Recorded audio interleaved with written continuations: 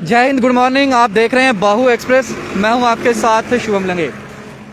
आप सभी लोग जो जम्मू कश्मीर के अंदर रहते हैं और जो लोग भी सरकारी नौकरी के अंदर काम कर रहे हैं, सरकारी विभागों के अंदर काम कर रहे हैं, आप सभी के लिए एक ज़रूरी सूचना है। इस सूचना को आप ज़्यादा से ज़्यादा शेयर करिएगा। और सरकार जो पिछले एक साल से ताबड़तोड़ फैसले ले रही है, इन फैसलों को आप किस तरीके से देखते हैं? आप सभी लोग अपनी राय कमेंट बॉक्स में रखिएगा। जितने भी लोग जम्मू कश्मीर से, जितनी भी डिस्ट्रिक्टों से इस वीडियो को देखेंगे, मैं आप सभी लोगों से अनुरोध करूंगा कि आप लोग सरकार के इस फैसले को किस तरीके से देखते हैं, जो नीति उन्होंने अपनाई है, इस नीति को आप किस तरीके से देखते हैं, आप अपनी राय कमेंट बॉक्स में रखिएगा। दरअसल पिछले एक साल से सरकार ने अपना रवैया बदला है। सरकार ये चाहती है कि जो सरकारी जितने भी विभाग हैं जम्मू कश्मीर के अंदर, उन विभागों के अंदर जो भी लोग जो हैं वो काम नहीं करते हैं, जो ड्यूटियों पर नहीं आते हैं, जो देश के खिलाफ जाके बात करते हैं, उनके खिलाफ शिकंजा कसा जाएगा, उनके खिलाफ कार्रवाई जो है वो की जाएगी। इसी कड़ी को आगे बढ़ाते हुए एलजी मनोज सिन्हा, जब से जम्मू कश्मीर का उन्होंने एलजी का पदभार संभाला, उन्होंने अपने आर्टिकल का इस्तेमाल किया। उन्होंने वो तमाम जो उनकी पावर्स थी उसका इस्तेमाल किया और तमाम उन लोगों को आइडेंटिफाई किया जो डेडवुड्स थे, यानी कि जो लोग अपनी नौकरी पर आते ही नहीं थे, या कई सालों से जो एब्सेंट चल रहे थे, उन लोगों की तलाश जो थी वो शुरू करी। एक लिस्ट बनाने के लिए कहा गया, जिसमें ताबड़तोड़ फैसले लेना शुरू कर दिया। पिछले एक साल का ब्यौरा आप लोगों को देता हूँ। एक साल में कुल मिलाकर 44 ऐसे लोग हैं, 44 आंकड़ा है ये, जिन लोगों को सरकार ने नौकरी से बाहर का रास्ता दिखाया। ये वो लोग थे जिनमें कुछ लोग रेवेन्यू विभाग से थे, कुछ लोग एजुकेशन विभाग से थे, कुछ लोग और विभागों से थे। ये वो लोग थे जो सरकारी नौकरी तो कर रहे थे, लेकिन सरकारी ओहदे का सही तरीके से उपयोग नहीं कर रहे थे। कहीं ना कहीं सरकार से तनख्वाहें ले रहे थे घर बैठकर, जहाँ फिर फॉरेन में बैठकर। जहाँ फिर वो लोग थे जो अपनी नौकरी पर तो थे, लेकिन फ़ायदा उन लोगों को दे रहे थे जो देश के खिलाफ बात करते हैं। उन लोगों के खिलाफ ताबड़तोड़ फैसले लिए गए।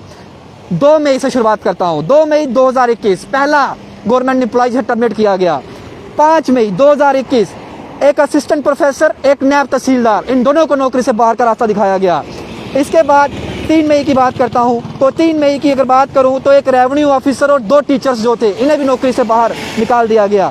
अगर मई के बाद आगे चलें तो 11 जुलाई 2021 11 गवर्नमेंट एम्प्लॉयज़, इसके साथ साथ 11 गवर्नमेंट एम्प्लॉयज़ जो थे इन्हें टर्मिनेट किया गया। इनमें कुछ ऐसे थे जो आतंकवादी गतिविधियों में शामिल थे, उन्हें भी बाहर का रास्ता दिखाया गया। इसके बाद आगे चलूँ, मैं अगर इसी कड़ी को आगे लेके चलूँ तो इसके बाद आता है हमारा 21 नवंबर को 4 टीचर्स को बाहर का रास्ता दिखाया।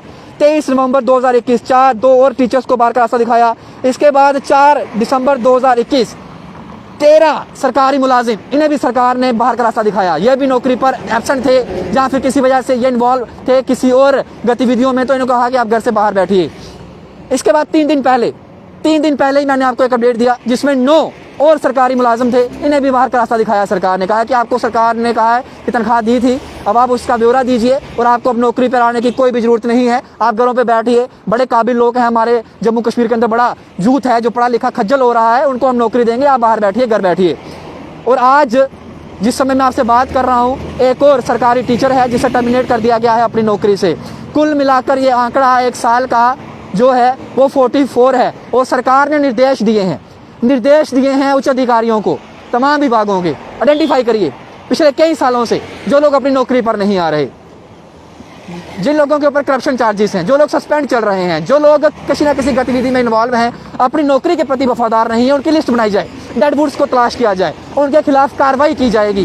कार्रवाई जो है वो छोटी मोटी नहीं, उनको नौकरी से बाहर का रास्ता भी दिखाया जा सकता है। इस तरीके की कार्रवाई जो है वो एलजी मनोज सिन्हा जो है वो कर रहे हैं। मैं तो तहे दिल से खासकर इस काम के लिए एलजी मनोज सिन्हा को सैल्यूट करता हूँ। इसके पीछे मेरे 2 कारण हैं। पहला, जम्मू कश्मीर के अंदर अनएम्प्लॉयमेंट रेट जो है वो 22% है। सरकार ने कल ही एक जो है वो निर्णय लिया है कि 18,000 पोस्टें रिकमेंड करेंगे। बड़ी अच्छी बात, आप करिए, लेकिन तादाद यहाँ पे हज़ारों में नहीं है जनाब। यहाँ पर जितने भी यूथ जो पढ़ा लिखा है वो लाखों की तादाद में है, उन सबको रोजगार चाहिए। दूसरी तरफ ये लोग हैं जिन्हें नौकरी तो दी गई है, लेकिन ये नौकरी के प्रति वफादार नहीं है।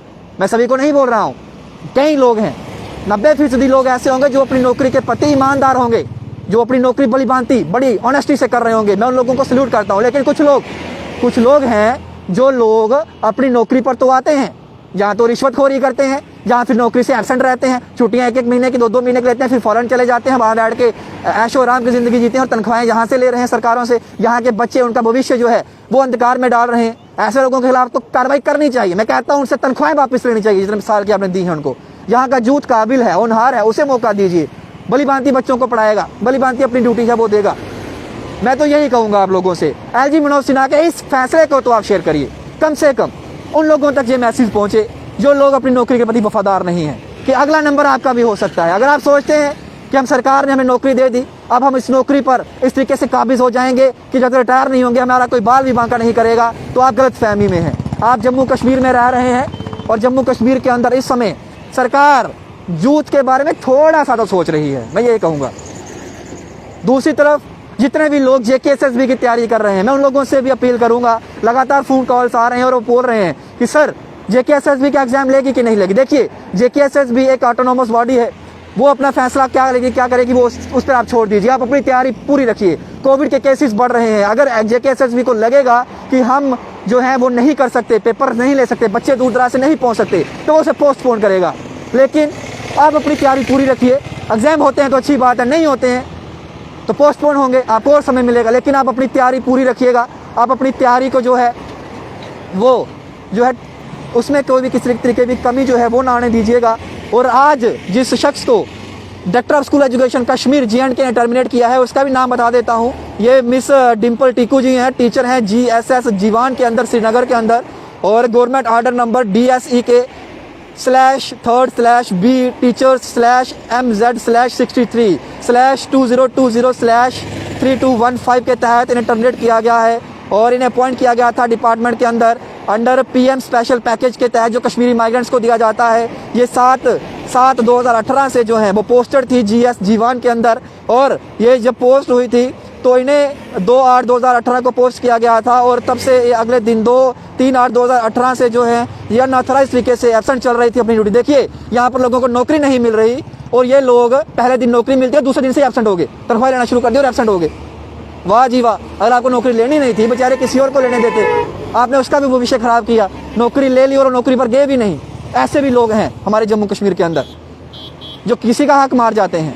किसी और बेचारे कश्मीरी माइग्रेंट को नौकरी मिल जाती, जिसका घर रोटी चलती, अगर आपके पास इतना ही पैसा था, आपने नहीं आना था, तो आप नौकरी पर जाते ही नहीं। इन्हें जो है आर्टिकल जो है इस्तेमाल किया गया है 128 जो है, जिसमें अनऑथराइज तरीके से आप एब्सेंट रहते हैं तो आपको प्री टर्मिनेशन नोटिस जो है वो दे दिया जाता है। सरकार ने ये फैसला लिया है और सरकार ने टर्मिनेट जो है वो कर दिया है।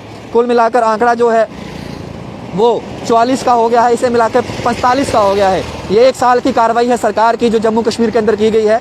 और मैं आप सभी लोगों से यही अपील करूँगा कि जब सरकार अच्छा काम करे तो उसे सराहना चाहिए। ये काम अच्छा है, मेरे हिसाब से तो ये काम अच्छा है कि डेडवुड्स को तलाश किया जाएगा और वो लोग जो नौकरी पर आ ही नहीं रहे, सिर्फ तनख्वाहें ले रहे हैं, उन लोगों को तो बाहर का रास्ता दिखाना चाहिए।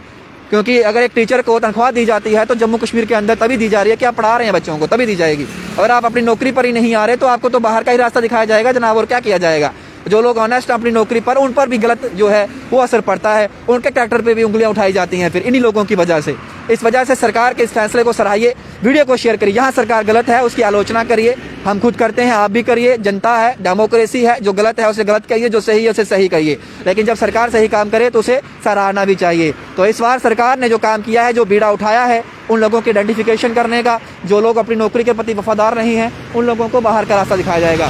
दूसरी तरफ जम्मू के अंदर इस समय शीतलहर का दौर चल रहा है। आप मेरे पीछे की तस्वीरें देख सकते हैं, यहाँ पर कोहरा जो है वो पड़ रहा है और जम्मू के अंदर भी तापमान में काफ़ी गिरावट देखने को मिली है। मौसम विभाग की बात करूँ तो उसने साफ तौर पर यह कहा है कि आज और कल जो है वो बारिश के आसार हैं, होगी कि नहीं होगी वो नहीं बता सकता क्योंकि मौसम है, कभी भी गड़बड़ ले सकता है। लेकिन उन्होंने बारिश के साथ साथ बर्फबारी जो है उसे भी कहा है कि वो कई इलाकों में जो है वो देखने को मिलेगी। तो घरों के अंदर रहिए, सेफ रहिए, सुरक्षित रहिए। मौसम बाहर ठंडा है, वायरल लोगों को हो रहा है, बुखार हो रहा है, लोगों को खांसी जुकाम हो रहा है, तो इसी वजह से अपना ध्यान रखिए, अपने परिवार का ध्यान रखिए और वीडियो को दबाकर शेयर करिएगा, इसमें कंजूसी ना करिएगा। मैं आपसे फिर मिलता हूँ बड़ी अपडेट लेकर, तब तक के लिए आप मुझे दीजिए इजाजत। जय हिंद।